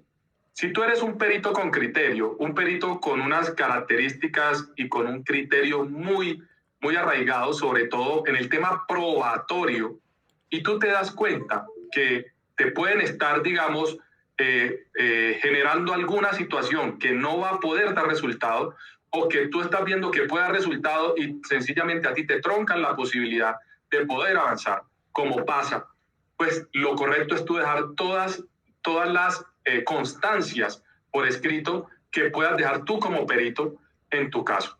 Y por una razón, y es que las investigaciones son muy largas. Y hoy está un fiscal, mañana está otro, en 4 o 5 años está otro, pero tu dictamen va a estar siempre, permanecer en el tiempo siempre, se vaya un fiscal, no se vaya un fiscal, llegue, y tus casos normalmente a los 5 o 6 años es que están en las audiencias. Entonces, en 6 años puede obedecer a otro tipo de interés. Sin embargo, ¿qué no va a variar nunca? La prueba. Nunca va a variar la prueba, independientemente de los intereses que el caso tenga. Entonces, cuando eso pasa, tú te basas simplemente en la prueba y mira cómo tú te has abstraído de algunas circunstancias que son pasajeras y subjetivas.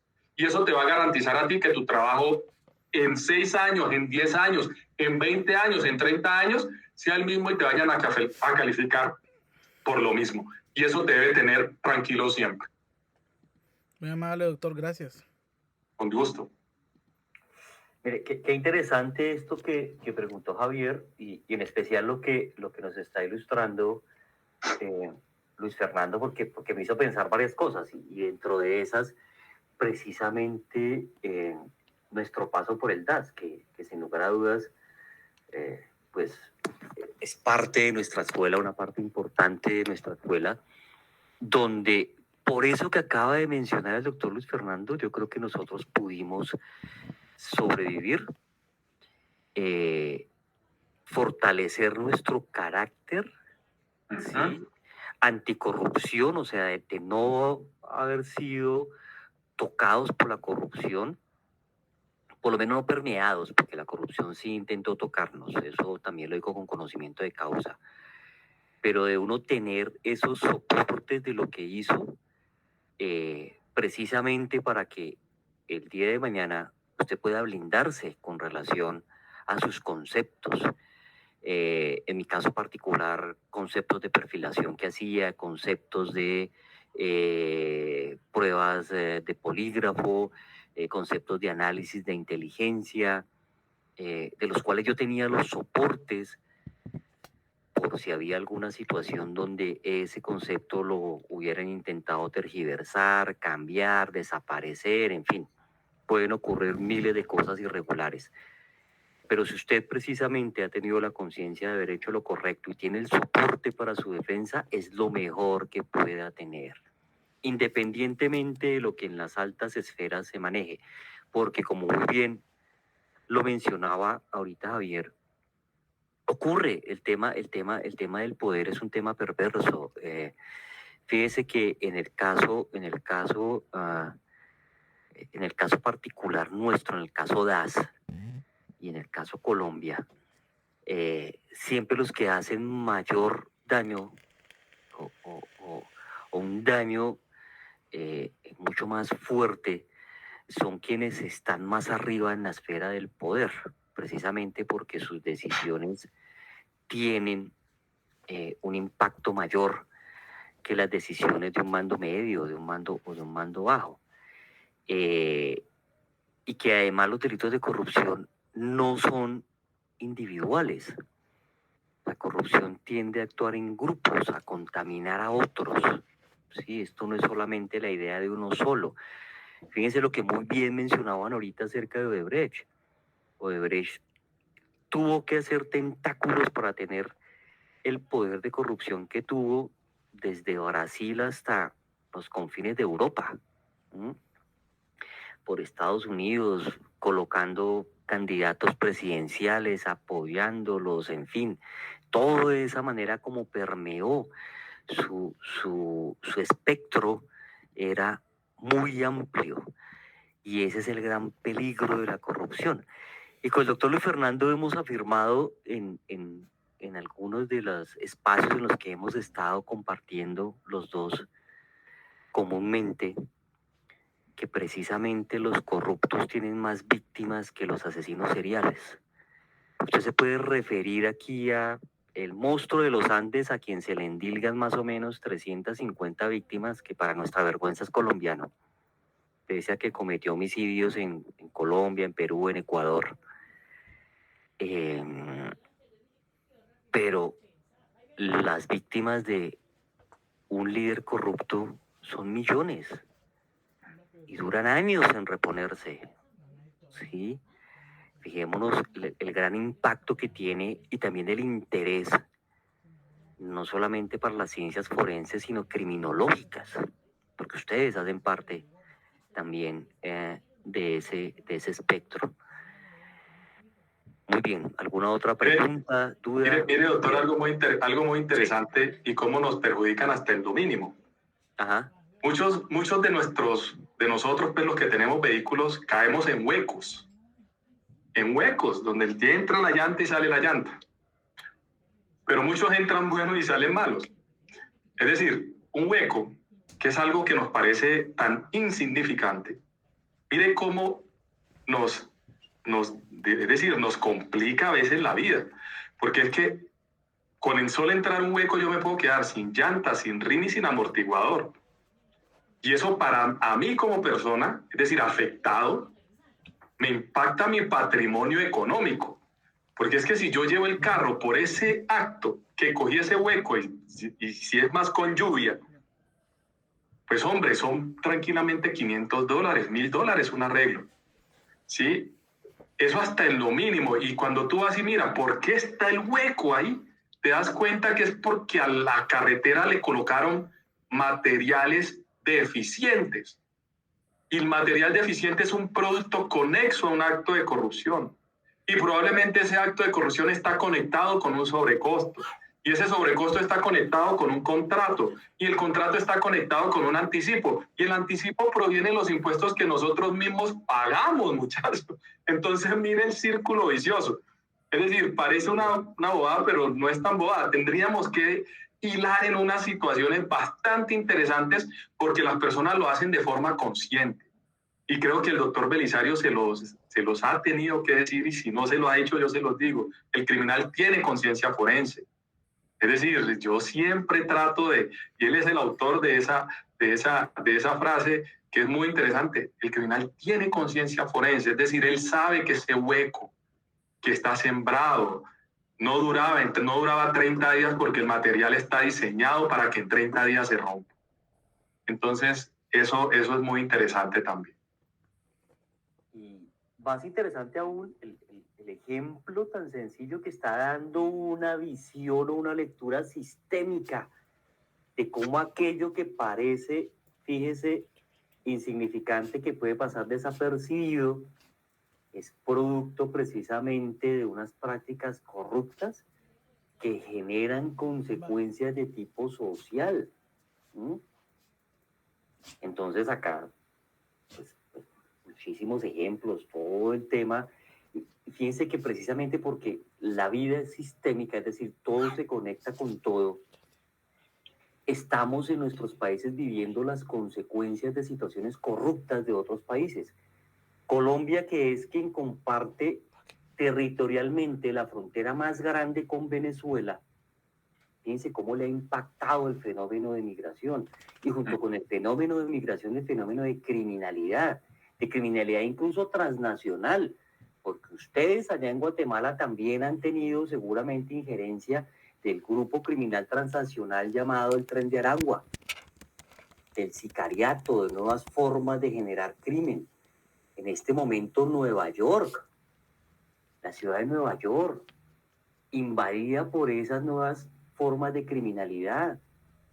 California, con base en un decreto que sacaron algunos políticos corruptos, según el cual la gente puede robar hasta $400 de una tienda sin que eso le implique un proceso penal, ni siquiera pueden ser detenidos Y fíjense la desbandada criminal que hay en este momento en el estado de California. Fíjense cómo la sufren instituciones o organizaciones grandes comerciales como Walmart, entre otras, como Rose, como Target, donde, y sin hablar de las grandes marcas como Louis Vuitton, donde entran y roban no solamente los $400 a los que supuestamente tienen derecho sin que se les abra un proceso penal, sino muchísimo más, porque esto es una forma de corromper el comportamiento, de dañar el cerebro también del ser humano, de no ponerle límites. Dice cómo todo eso va teniendo una repercusión y se convierte a través de las redes sociales en un modelo ejemplo, en especial para los jóvenes, para nuevas generaciones. Uno ya no se tuerce, ¿sí? Pero para un joven de 18, 19, 20 años es muy fácil moldearlo. De eso precisamente hace eco nuestros gobiernos corruptos. A ellos los convence porque saben que ahí hay una fuerza importante de votación y también unos cerebros débiles, manipulables, que convencen de la realidad que les quieran montar. A nosotros difícilmente, pero ahí hay un caldo de cultivo también para prolongar situaciones de corrupción. Javier González dice, por ahí pasan todos, sí, por toda la región, así es. ¿Alguna otra pregunta? Comentario, por favor. Aprovechen a Luis Fernando. Pregunta. Que es un honor tenerlo acá. Muy bien. Gracias, doctor Belisario. Rosangélica. Rosangélica, ¿la escuchamos? Sí, doctor, mucho gusto, doctor Luis Fernando. Hola, Rosa. Doctor, sí, usted hablaba de una conciencia de los que gobiernan, de los que están, llamémosle, administrando nuestros recursos económicos. Doctor, yo vivo en la frontera de Guatemala con México y la verdad les digo, me duele mucho ver cómo las personas van en caravanas a pie, niños, ancianos y señoras devastadoramente mal humanamente. Y me duele mucho porque han sido víctimas incluso del medio de transporte. Definitivamente ya no sé ni qué pensar, doctor, de verdad. Porque me ha tocado llorar porque he visto niños. Usted habló de las carreteras, pero esto es mucho más difícil de aceptar, doctor, porque las personas no tendrían la necesidad de hacer eso. Llevar a niños, mujeres embarazadas. Me ha tocado tener esta experiencia porque me traslado de un lugar a otro y la verdad que es bien difícil expresarlo porque esta crisis no es de humanos. Disculpe, doctor, por las emociones. No, tranquila, no te preocupes porque Colombia tiene el mismo problema. De hecho, nosotros tenemos en la cadena criminal, en la vía del tráfico de migrantes, del tráfico de personas, uno de los primeros países que ha recibido el impacto es Colombia, especialmente en una región de Antioquia que se llama, bueno, no es Antioquia, pero es el Chocó, departamento del Chocó que limita con Panamá.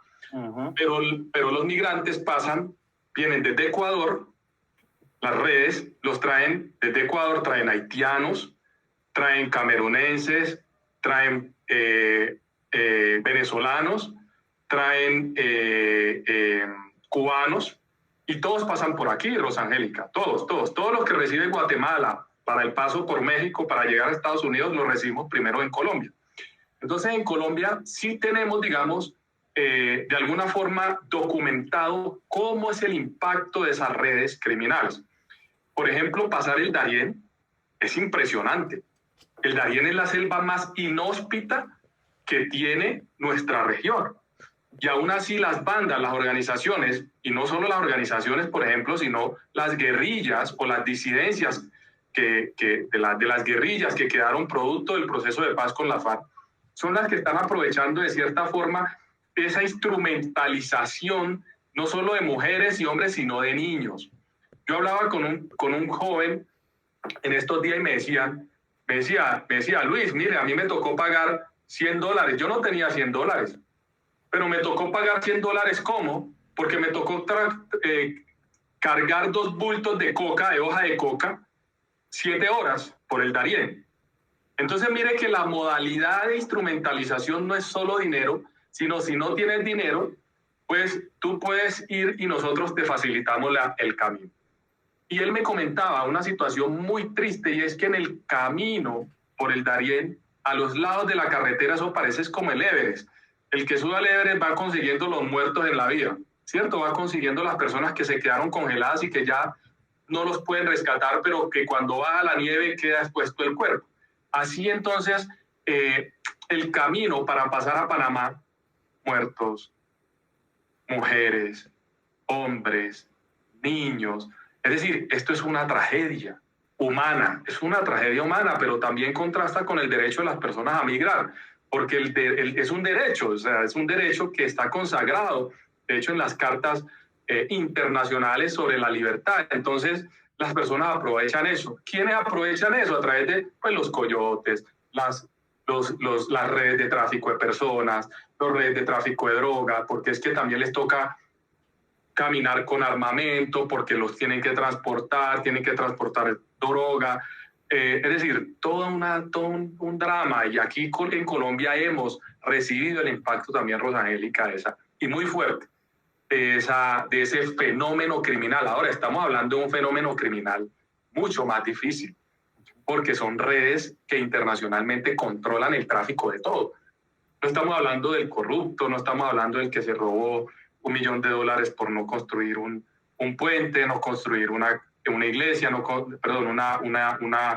una iglesia, sino una escuela, por no construir un hospital. Entonces, esto ya son palabras mayores. Además, México sabemos que también controla a través del tráfico de estupefacientes, personas que son instrumentalizadas para llevar ese mismo estupefacientes a Estados Unidos.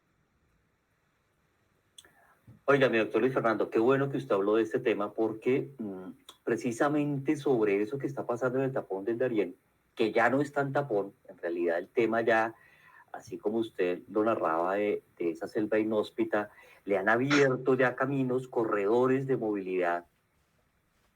Me contaba alguien allá en Panamá que hay una especie de coyote, como ocurre en la frontera de México con los Estados Unidos, que precisamente con el auspicio de bandas criminales, de inclusive políticos de la región que hacen oídos sordos a la situación. La parte más difícil, me decía esta persona, es cruzar el río, o cruzar los ríos, la parte fluvial. Y ahí donde muchos también se quedan, donde hay mucho muerto, y por ese cruce cobran en promedio $50, $60, que representan miles de dólares diarios, semanalmente. O sea, es un tema que está moviendo muchísimo dinero de forma ilegal.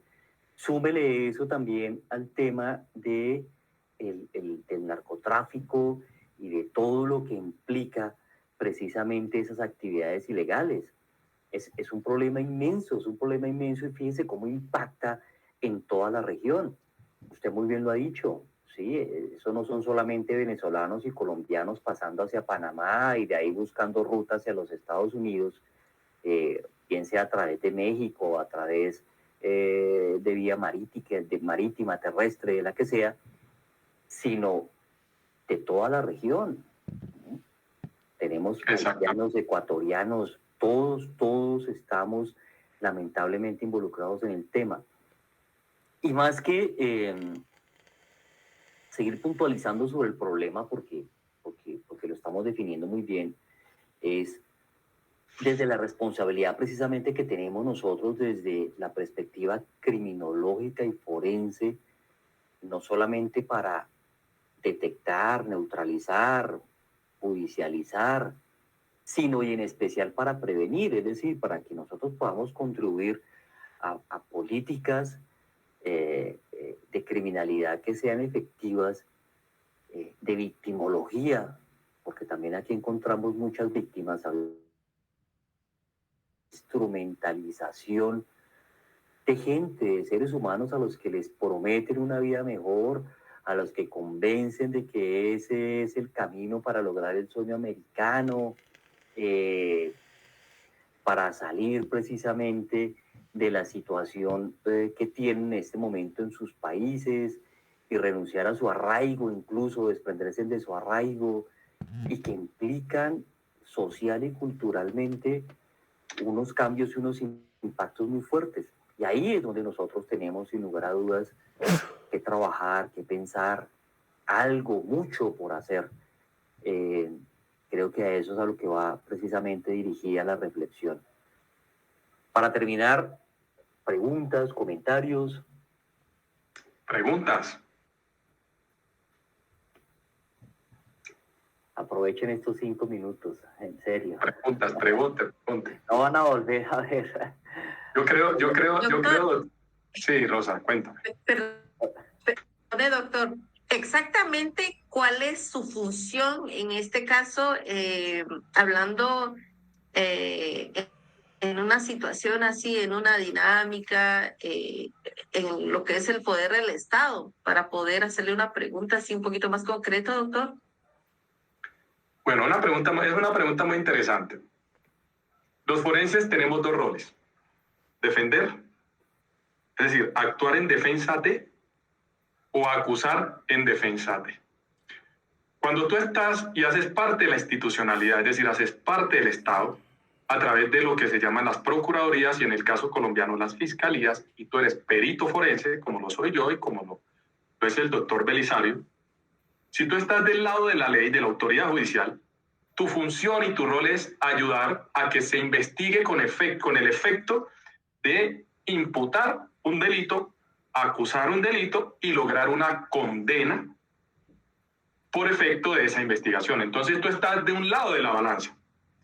Cuando tú eres perito de la defensa, especializado, pues tú tienes varios roles. Primero, tratar de repeler todos esos ataques, lo digo en el buen sentido de la palabra, todos esos ataques que se hacen a través de peritos especializados que quieren tratar de, digamos, de acusar a tu cliente, y tú tienes que tratar de repeler esos ataques a través de contraperitajes.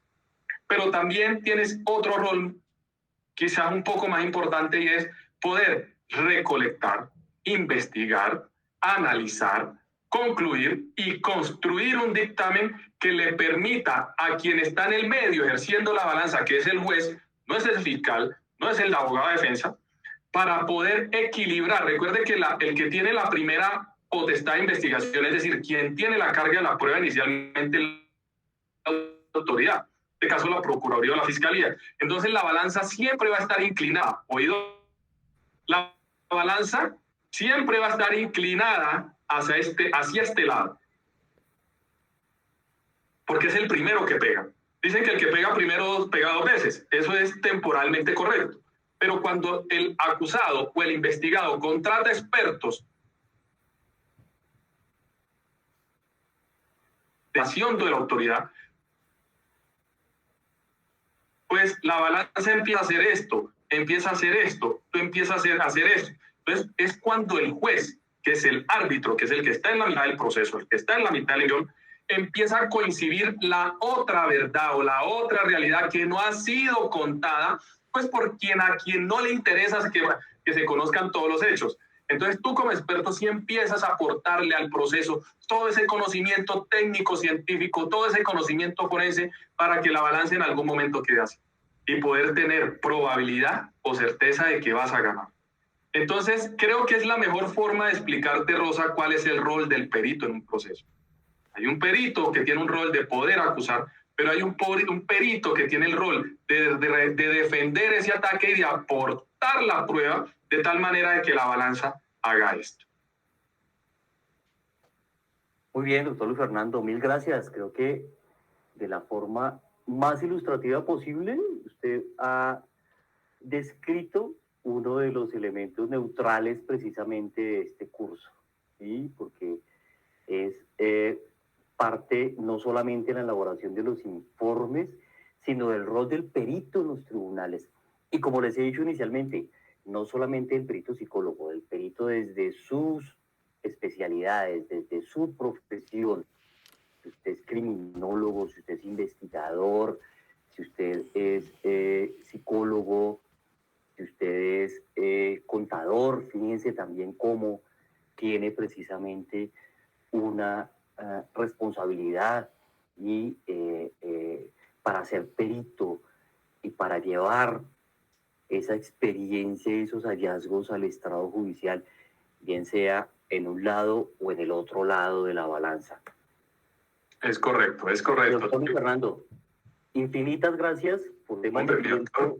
Debemos dejar acá, pero en nombre de todos los estudiantes de este curso de la Universidad Mariano Gálvez, le quiero agradecer su tiempo, su participación. Usted sabe que incondicionalmente ahí seguimos, estamos en contacto desde que sea para contribuir en algo desde nuestra experiencia y conocimiento.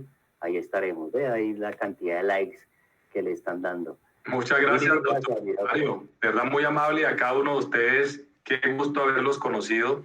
Y algo para finalizar, doctor, y es que siempre los peritos, siempre, miren, póngale cuidado a algo.